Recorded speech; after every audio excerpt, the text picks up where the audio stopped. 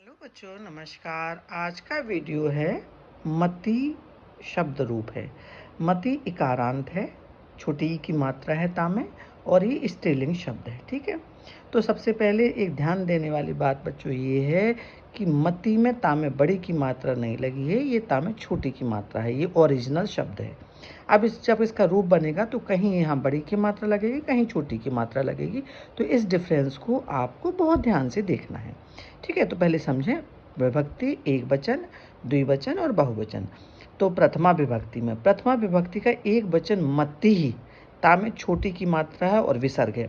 रूप याद करते समय हमेशा विसर्ग और मात्राओं का ध्यान बहुत देना है। ये स्कोरिंग भी होता है, और जरा सी भी गलती होती है तो आपके मार्क्स कट जाएंगे। तो ठीक है, समझिए। मति द्विवचन है मति, ता में बड़ी की मात्रा है, और बहुवचन में हो गया मतेहा। तो डिफरेंस है, एक वचन में छोटी की मात्रा है और विसर्ग है, लेकिन द्विवचन में ता में बड़ी की मात्रा है। ठीक है, अब द्वितीय है मतिम। द्विवचन है मति और बहुवचन है मति। अब इसमें भी डिफरेंस समझ लीजिए कि एक वचन में ता में छोटी की मात्रा है, और द्विवचन का प्रथमा का एक द्विवचन भी वही है, और द्विवचन भी द्वितीय विभक्ति का भी द्विवचन वही है, और बहुवचन मति, ता में बड़ी की मात्रा। ये बड़े डीपली हम समझा रहे हैं आपको।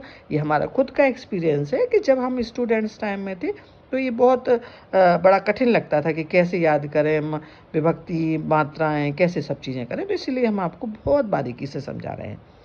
तृतीया में है मत्या, तो ये तो शब्द ही अलग हो गए, मत्या कोई बात नहीं।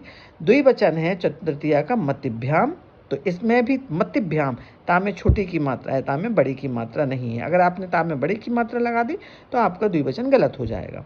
और बहुवचन में मति भी, ता में छोटी की और भा में भी छोटी की मात्रा है। बहुत गौर से ध्यान से इसको डिफरेंस को देखना है।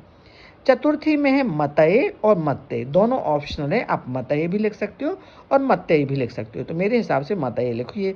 ठीक है, और फिर चतुर्थी का द्विवचन है मतिभ्याम, इसमें भी ता में छोटी की मात्रा है, और बहुवचन में है मतिभ्या, इसमें भी छोटी की मात्रा है। ठीक है, अब पंचमी में है मत्या भी लिख सकते हो और मत्य भी लिख सकते हो, तो मैं आपको बोलूँगी मत्या ही यूज़ करिए, क्योंकि ये थोड़ा रिदम में आ रहा है।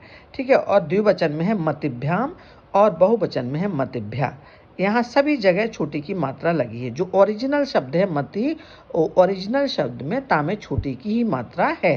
ठीक है, लेकिन कहीं कहीं पर भी बड़ी की मात्रा आ गई है। अब है षष्ठी है, तो षष्ठी में मत्या, मत्यो और मति नाम। जैसे अब बहुवचन है षष्ठी का, तो जो मति का जो ओरिजिनल रूप है उसमें ता में छोटी की ना लग के ता में बड़ी की मात्रा लगी है। अब सप्तमी